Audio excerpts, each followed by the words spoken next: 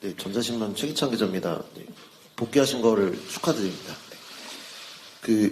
대표가 되신 지도 이제 1년 반 정도가 되셨는데, 좀 1년 반 정도 지나면서 좀 가장 큰 성과가 어떤 건지 좀 말씀을 해주시면 좋을 것 같고요. 그리고 사실 복귀를 하시면서 이제 극단적인 정치를 끝내겠다고 말씀을 하셨는데, 사실 공천 과정이 진행되면서 극단적인 그 부분이 좀 더 심해지고 있는 것 같습니다. 양극화된 정치를 끝내기 위한 대표님만의 어떤 보관이 있는지 좀 궁금합니다.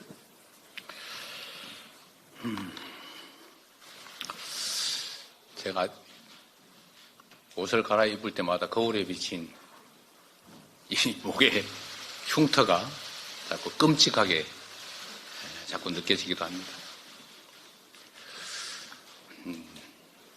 와이셔츠 깃이 없었으면 어떤 결과가 났을까 하는 그런 생각이 자꾸 얼핏 나는 것도 일종의 트라우마일 수 있겠습니다만,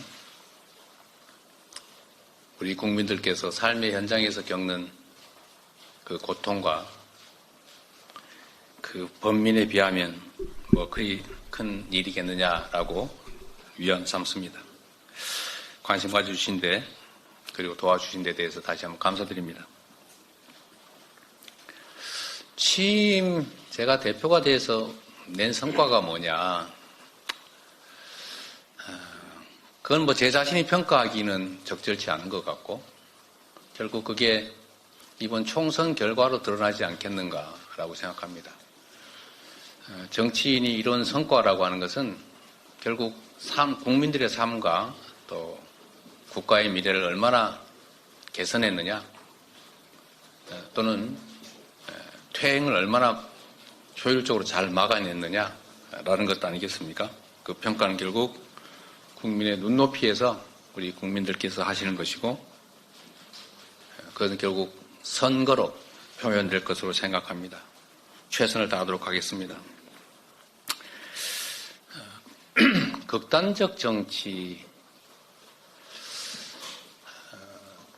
지금 우리 사회에 적대감이 넘쳐나고 있습니다. 기본적으로 사회는 갈등합니다. 각자가 이익을 추구하고 또 이해관계가 충돌하기 때문에 갈등은 필연적이죠. 이 갈등을 조정하는 것이 바로 정치의 역할입니다. 이 갈등을 조정하고 이해관계를 조정하고 또 대화와 타협을 통해서 일정한 합의에 만족하지는 못하지만 수용할 수 있는 합의에 이르는 것, 이게 바로 정치의 본연의 역할 아니겠습니까? 여기서 대전제는 상대의 의견도 옳을 수 있다. 내 의견은 맞고 상대의 의견은 틀리다가 아니라 다르다라는 점을 인정하는 것입니다. 그리고 권한을 가진, 즉 국민의 선택을 받은 권력자는 바로 이 이해관계 조정, 갈등 완화, 국민 통합, 공동체 통합, 이게 가장 큰 일인 것입니다. 후보일 때는 특정 세력을 대표하겠지만 대표가 된 후에는 모두를 대표해야 되는 것 아닙니까?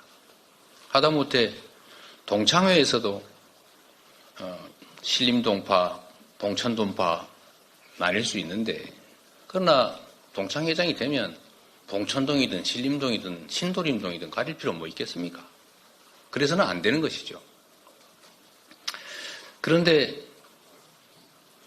대표가 된 후에 그 모두로부터 받은 권한을 자신과 자신의 가까운 사람, 세력을 위해서 일방적으로 사용하면 다른 사람들은 그 선거와 선출 행위로 인해서, 즉 권력의 위임 행위로 인해서 더 나쁜 상황에 처하지 않습니까? 갈등이 격화되는 건 불가피하죠. 이해관계가 충돌합니다. 그리고 합리적인 토론이나 또는 논리적인 수용이 불가능하기 때문에 감정적 적대 상태로 갈 수밖에 없습니다. 그래서 대통령의 역할이 중요합니다. 역대 대통령 누구도 개인적으로 감정이 없었겠습니까? 또는 특정 정치 집단을 위한 이익을 추구하고 싶은 욕망이 없었겠습니까? 인간이기 때문에 당연히 있지만 공인으로서 개인이 아닌 국민으로부터 모두를 위해 일할 수 있는 일해야 하는 힘, 즉 권력을 부여받았기 때문에 그 사적 욕망을 절제하고 공적 이익을 위해서 그 권한을 공정하게 행사하기 위해 노력하지 않습니까? 그런데 그 권력을 상대를 죽이는데 사용하게 되니까 국민들도 그에 맞춰서 좀 더 격렬하게 분열하고 갈등하고 적대하게 되는 것입니다. 저는 이번 저에 대한 소위 암살 시도, 이 정치 테러가 개인에 의해서 벌어진 일이라고 생각하지 않습니다. 이 정치 테러라고 하는 것은 역사 속에서도 보여지는 것이지만 사회 전체적인 분위기나 또는 특정 집단들의 일종의 욕망에 따른 결과인 경우가 많았습니다. 그분이 저하고 무슨 사적 감정이 있다고 백주대낮에 1년 동안 칼을 갈아서 단검을 만든 다음에 연습까지 해가면서 자신의 모든 것을 걸고 정확하게 목을 기녀서 칼을 지르겠습니까? 저는 그분에 대해서도 참으로 안타깝게 생각합니다. 저한테 원한이 있어서 하는 것이라면 다르겠지요. 저는 본 적도 없는 사람입니다. 어떤 인연도 없는 사람이죠. 이게 지금의 현실입니다. 이걸 바꿔야 합니다. 바꾸는 첫 출발점은 통합의 책임을 가진 권력자가 통합의 책임을 다하는 것입니다.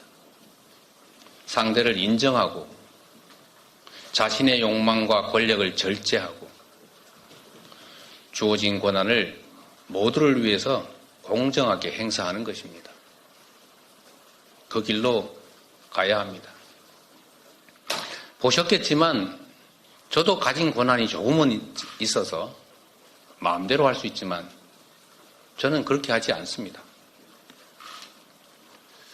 정부 여당에 대해서도 제가 인간적 비난을 하거나 하다못해 정책적 비판을 하더라도 도의와 한계를 넘은 일이 없습니다. 여러분도 한번 생각해 보십시오. 정치에서는 그래서 뭐라고 합니까? 유머라고 하는 게 원래 많았습니다. 이해관계를 가지고 충돌하기 때문에 속으로는 칼을 가지고 있더라도 또 타협하고 또 대화해야 하기 때문에 똑같은 얘기도 부드럽게 하는 거죠. 그런데 우리는 유머가 사라졌습니다. 적대적 언어를 국민의 모범이 되어야 될 정치인들이 마구 내쏟습니다. 표현부터 절제하고 우리가 비록 작은 권한을 가졌지만 그 작은 권한의 행사에서도 절제하고 별로 모범으로 삼고 싶어 하지 않겠지만 그 상대도 모범으로 삼을 수 있도록 우리 자신부터 조금이라도 변하려고 합니다. 달리 방법이 없지 않습니까? 그리고 국민 여러분께도 이 자리를 빌어서 호소 말씀을 드리고 싶습니다. 미워하지 마십시오. 미워하면 미움받습니다. 힘들고 어려울지라도 인정하고 인내하고 이해하려고 서로 노력해야 합니다. 물론 우리 국민들께서 힘들고 어려운 상황에서 잘 견뎌주고 계신 걸 압니다.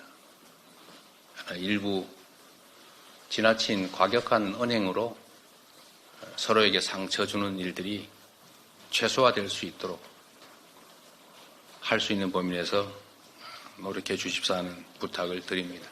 특히 이번 선거의 즈음에서 내부의 경쟁이든 외부와의 경쟁이든 도와 선을 넘지 않는 그런 각별한 관심과 노력을 부탁드립니다.